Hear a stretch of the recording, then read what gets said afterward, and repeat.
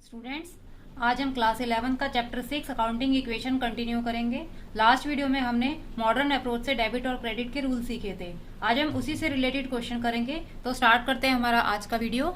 Transaction देखिए, first transaction है Sahdev started business with cash ₹5 lakh. तो इसमें आपको डिफरेंट हेड्स इसके बताने हैं कि इसमें कौन कौन से अकाउंट इन्वॉल्व हैं, उन अकाउंट का नेचर क्या है और उसका बैलेंस क्या होता है, जो भी अकाउंट का नेचर होगा, और अकाउंट के ऊपर उसका इफेक्ट क्या पड़ेगा, और डेबिट और क्रेडिट में आपने क्या अमाउंट लिखना है। ठीक है, तो सबसे पहले हम फर्स्ट ट्रांजेक्शन देखते हैं। फर्स्ट ट्रांजेक्शन में बिजनेस स्टार्ट हो रहा है कैश लगा के 5 लाख रुपीज का। तो जब बिजनेस स्टार्ट होता है उसे हम कैपिटल बोलते हैं। तो इस अकाउंट में आपके दो अकाउंट जो है वो इन्वॉल्व हो रहे हैं इस ट्रांजेक्शन में।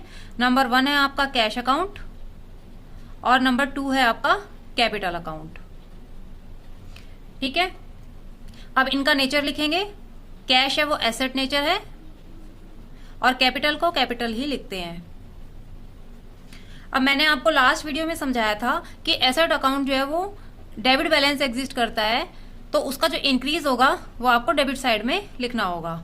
और कैपिटल अकाउंट जो है वो क्रेडिट बैलेंस एग्जिस्ट करता है। इट मीन्स कैपिटल अकाउंट में जो इंक्रीज होगा उसे आपको क्रेडिट साइड में लिखना होगा। तो अब आप इस अकाउंट के इफेक्ट देखिए। जो आपका एसेट है, बिजनेस में कैश आया है तो इट मीन्स एसेट इंक्रीज हो रहा है और कैपिटल भी इंक्रीज हो रहा है।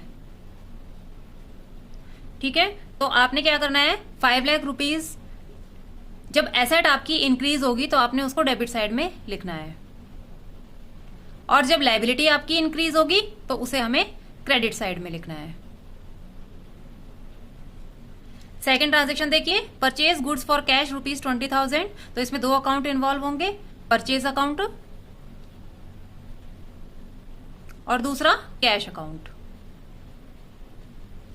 ठीक है, अब परचेज अकाउंट आपके लिए एक्सपेंस नेचर का है और कैश आपकी एसेट है। अब आप इसका बैलेंस लिख देंगे। एक्सपेंस में डेबिट बैलेंस है और एसेट का भी डेबिट बैलेंस है। अब देखिए, परचेज आपकी इंक्रीज हो रही है और परचेज आपका डेबिट बैलेंस है एक्सपेंस के नाते, तो इंक्रीज आपको डेबिट साइड में लिखना है। तो आप यहां अमाउंट लिख देंगे 20,000 का इंक्रीज में। उसके बाद जो आपकी एसेट है कैश, ये आपका डिक्रीज हो रहा है क्योंकि आपने कैश पेमेंट करके गुड्स को परचेज किया है। तो एसेट का जो डेबिट में है वो आपको इंक्रीज लिखना है, लेकिन अगर एसेट डिक्रीज होगा तो उसे आपको क्रेडिट साइड में लिखना है। तो 20,000 आप क्रेडिट साइड में लिख देंगे। अब देखिए third transaction, purchase goods from रघुवीर ऑन क्रेडिट फॉर ₹25,000। तो इसमें आप गुड्स परचेज कर रहे हैं लेकिन क्रेडिट पे रघुवीर से। इट मीन्स रघुवीर आपका क्रेडिटर है। तो इसमें भी दो अकाउंट इन्वॉल्व होते हैं, परचेज अकाउंट और दूसरा रघुवीर। परचेज एसेट नेचर है, एक्सपेंस नेचर है, और रघुवीर जो है वो आपका क्रेडिटर है। इट मीन्स लायबिलिटी है। एक्सपेंस का डेबिट बैलेंस होता है और लायबिलिटी का क्रेडिट बैलेंस होता है। तो परचेज आपने की है, इट मीन्स आपका जो एक्सपेंस है वो इंक्रीज हो रहा है, और ये आपने क्रेडिट खरीदा है। इट मीन्स रघुवीर आपका क्रेडिटर है तो आपकी लायबिलिटी भी इंक्रीज हो रही है। अब देखिए, एक्सपेंस आपका इंक्रीज हो रहा है, इट मीन्स आपको डेबिट साइड में लिखना है, और लायबिलिटी भी आपकी इंक्रीज हो रही है, इट मीन्स आपको क्रेडिट साइड में लिखना है। फोर्थ ट्रांजेक्शन देखिए, purchase furniture from fancy furniture house for ₹1,50,000 on credit. अब आपने फर्नीचर परचेज किया है क्रेडिट पे फैंसी फर्नीचर हाउस से। तो इसमें भी दो अकाउंट इन्वॉल्व है, वन इज फर्नीचर, और क्रेडिट पे खरीदा है इसलिए उस फर्नीचर का नाम आ जाएगा फैंसी फर्नीचर हाउस।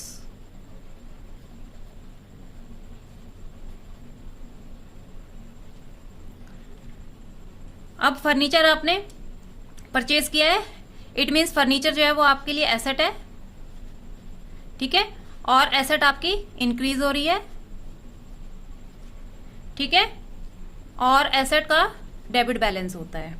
ठीक है, उसके बाद देखिए फैंसी फर्नीचर हाउस, ये आपके लिए क्रेडिटर हो गया, इट मीन्स आपकी लाइबिलिटी हो गई और लाइबिलिटी भी आपकी इंक्रीज हो रही है और लाइबिलिटी का जो बैलेंस होता है वो क्रेडिट होता है। तो अब देखिए एसेट आपका इंक्रीज हो रहा है, इट मीन्स डेबिट साइड में आएगा और लाइबिलिटी भी आपका इंक्रीज हो रहा है, इट मीन्स क्रेडिट साइड में आएगा।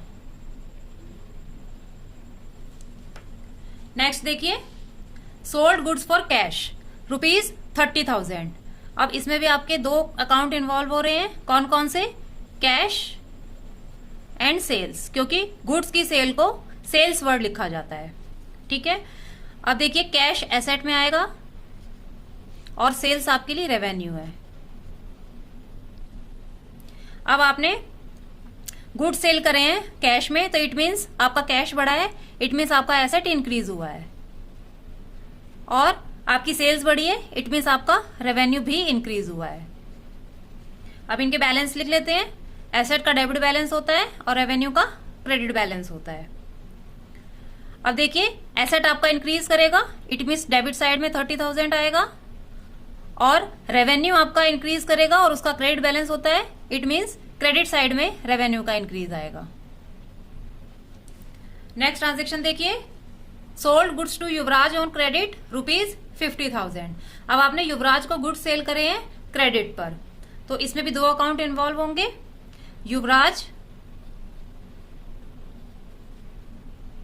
And sales.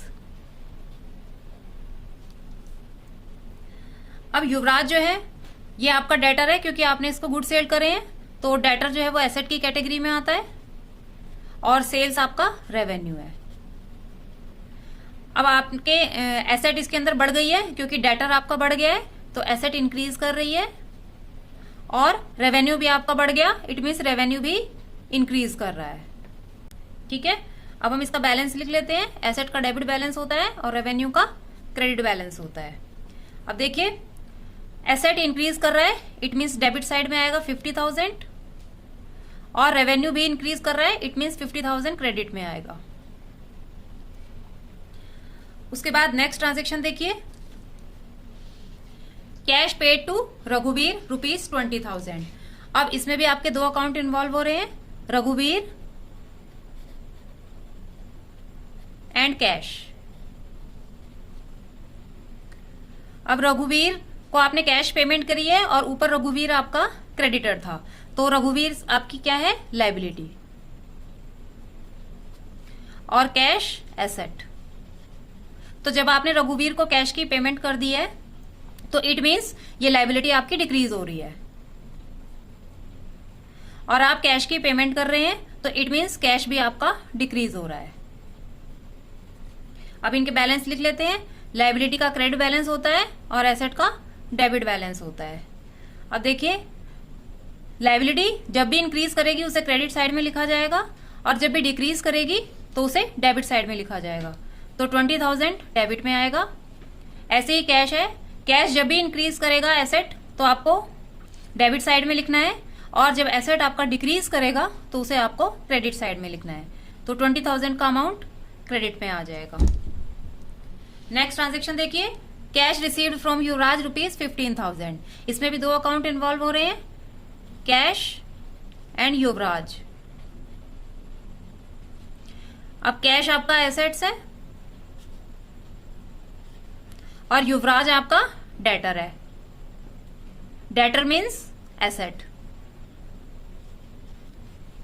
इनके बैलेंस लिख लेते हैं, एसेट का डेबिट बैलेंस होता है और ये भी एसेट है, इसका भी डेबिट बैलेंस होगा। अब देखिए कैश रिसीव हो रहा है युवराज से, इट मीन्स कैश आपका इंक्रीज कर रहा है तो एसेट आपकी इंक्रीज हो रही है और युवराज जो आपका डेटर था ये अब आपका डेटर डिक्रीज हो रहा है कि ये एसेट आपकी कम हो गई है। अब इसको देखिए एसेट जब भी इंक्रीज करेगा तो आपको उसे डेबिट साइड में लिखना है और एसेट इंक्रीज कर रहा है तो हम 15,000 का अमाउंट डेबिट में लिख देंगे। उसके बाद दूसरा एसेट देखिए, जब एसेट इंक्रीज करेगा तो डेबिट में लिखना है और जब एसेट डिक्रीज करेगा तो आपको क्रेडिट साइड में लिखना है। लास्ट ट्रांजेक्शन देखिए पेड रेंट ₹10,000। अब आप रेंट की पेमेंट कर रहे हैं, इट मीन्स इसमें भी 2 अकाउंट इन्वॉल्व हो रहे हैं, रेंट एंड कैश। रेंट आप पेमेंट कर रहे हैं इसलिए आपका एक्सपेंस है और एक्सपेंस आपका इंक्रीज कर रहा है। अब आप कैश की पेमेंट कर रहे हैं तो कैश का नेचर एसेट होता है और कैश आप पेमेंट कर रहे हैं, इट मीन्स एसेट भी आपका डिक्रीज हो रहा है। अब इनके बैलेंस लिख लेते हैं। एक्सपेंस का डेबिट बैलेंस होता है और एसेट का भी डेबिट बैलेंस होता है। अब देखिए, एक्सपेंस जब भी इंक्रीज करेगा हमें उसे डेबिट साइड में लिखना है, मीन्स 10,000 डेबिट हो गया। और कैश जो एसेट है जब ये इंक्रीज करेगा तो डेबिट में लिखना है और जब डिक्रीज करेगा तो क्रेडिट साइड में लिखना है। तो यहां पर एसेट हमारा डिक्रीज हो रहा है इसलिए हम उसको क्रेडिट साइड में लिख देंगे। तो इस तरह से हमने ट्रांजेक्शन्स के थ्रू डेबिट और क्रेडिट करना सीखा, उसके नेचर को पहचाना और उसका जो एग्जिस्टिंग बैलेंस जो होता है उसी के अकॉर्डिंग उसके इंक्रीज को डिसाइड किया है।